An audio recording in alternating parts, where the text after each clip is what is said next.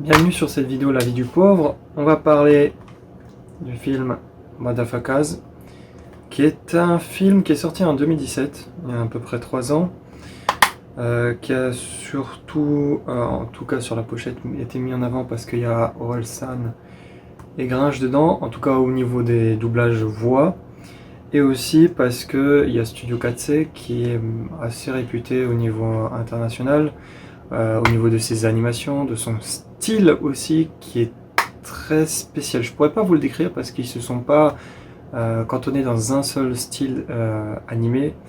Ils en abordent assez beaucoup, plus un peu carton-pâte, plus assez kawaii, plus assez trash. Ils touchent un peu à tout, mais par contre ce qui est assez constant chez eux, c'est que leur qualité d'animation, leur style est toujours très assumé. Ils vont toujours à 100% dans ce qu'ils font, et du coup c'est toujours de très bonne facture. C'est soit on aime, soit on n'aime pas. Il n'y a pas un entre deux. Donc l'animé dedans, les dessins sont vraiment bons. C'est quelque chose auquel on pouvait s'y attendre. Il n'y a pas de mauvaise surprise, il n'y a pas de bonne surprise. C'est du très bon niveau, c'est du Studio 4C. Il n'y a pas de mensonge sur la marchandise.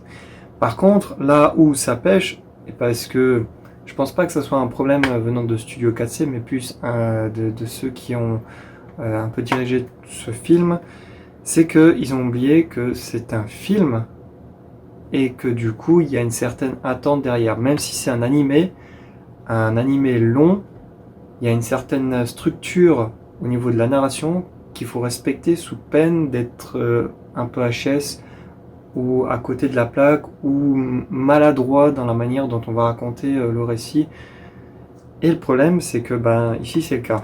C'est-à-dire que le film, premier gros défaut, essaye d'aborder plein de sujets en même temps. Il prend des références dans certaines cultures populaires, mais elles sont toutes assez éparpillées et on ressent pas trop le lien. En fait, on voit le lien, on voit que les gars, ils essayent de nous faire un truc, un globi-boulga de culture pop, mais le problème, c'est que c'est des fois des éléments qui sont soit mal mélangés, soit mal amenés, et du coup, ça passe pas.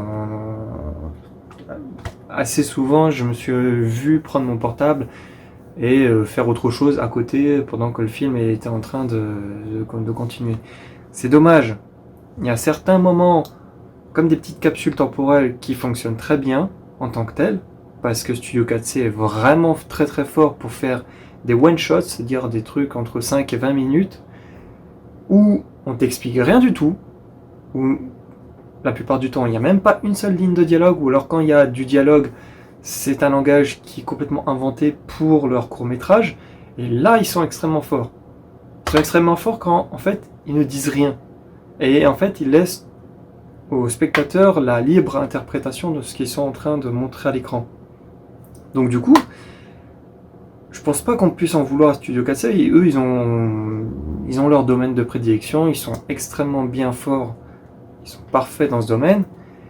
Mais par contre, les gens qui ont amené ce projet en disant à Studio 4C, écoutez, on va prendre ce que vous faites de mieux et on va en faire un film, on va simplement vous faire plus de travail plus longtemps, et puis là-dessus on fout un scénario, on fout des dialogues, et puis on fout des têtes d'affiche, et basta, ça va se vendre comme des petits pains.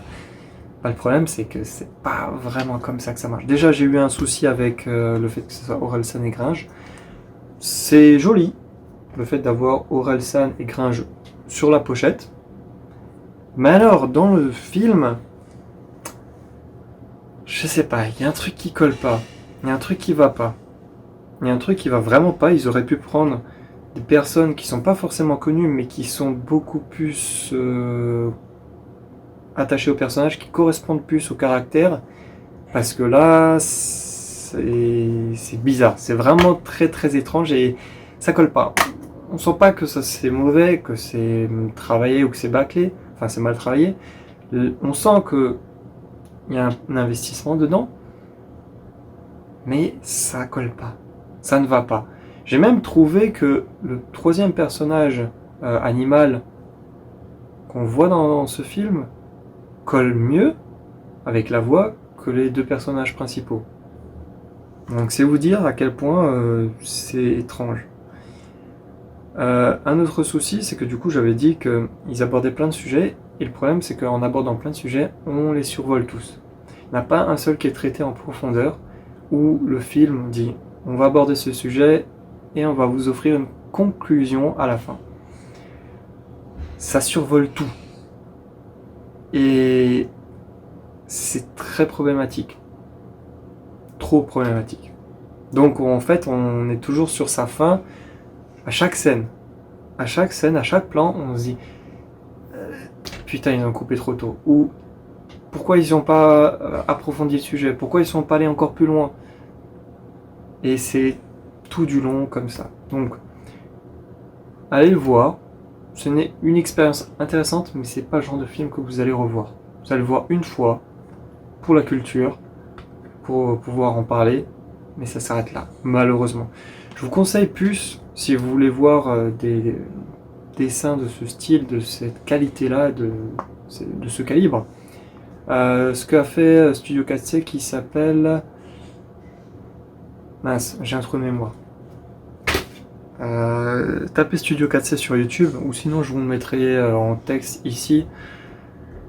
Ceux-là sont vraiment d'un autre niveau, d'un autre level. En fait, là, ils sont vraiment lâchés dans la nature et ils ont aucune limite, nos limites sur le scénario. En fait, tout du début jusqu'à la fin est sous leur contrôle et donc du coup, ça vous donne des œuvres mais qui sont à un niveau stratosphérique qui pulvérise tous les niveaux.